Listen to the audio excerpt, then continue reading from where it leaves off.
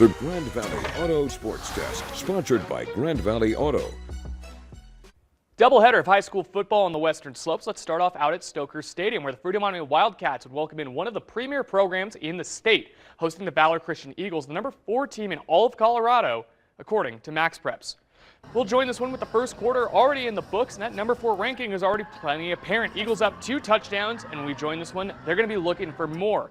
Eagles under center here, and they hand it off to Channing Fox, takes off, and then takes out a couple of Fruita Monument defenders, breaking tackles before finally being brought down, keeping the Eagle drive alive after cutting back across the field.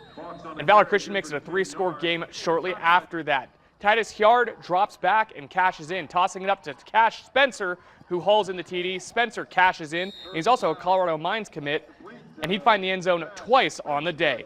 Later on, 28-0 Eagles. Cats, though, they get a little momentum going through the passing game here. The run-heavy Cats lean on the air attack. Cooper Rowell drops back and hits Bryson Crabb in stride, who breaks into the second level before finally being brought down. But against a stacked team and stacked defense like Valor Christian, it's 1 step forward, 1 step back. They turn to the air attack again, and they find a man. Only issue is it's Valor Christian's Roger Gary, who turns that pick into a pick 6. The Eagles DB runs into the end zone, and the Eagles run away in the first half, up 35-0, and it didn't improve much from there. 49-6 Eagles is your final from Stoker. Fruita wraps their season on the road at Thunder Ridge.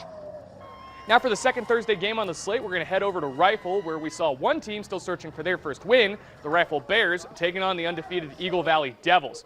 Would it be business as usual for Eagle Valley, or would Rifle have one for the record books? Early on, the Bears, they were certainly poised to make this football game into a game. They go with the ground game here, and the Rifle running back Ethan Kaiser with a solid gain. He's even going to spin forward for a couple more extra yards. The first points of the game, though, would also come via the ground game. But bad news for Rifle fans, it was the guys in the black helmets getting it done. Eli Pondexter is in the lab with those juke moves before breaking free down the sideline for the touchdown, and the Bears by themselves once again trailing. The Rifle ground game, though, it kept churning in this one and kept them hanging around. This time it's Aerith Lopez on the handoff for Rifle, making some Eagles defenders feel his wrath, breaking out of a couple tackles before finally being brought down by the Devils. But Rifle once again couldn't get any points out of it. Eagle Valley, they were never really marching down the field consistently in this game against the Bears defense, but they ripped off big plays when they needed to. Dump off to Malachi Barros, who gets a couple of blocks and gets up to speed. And number 3, he hits the camera with a little Three Stooges.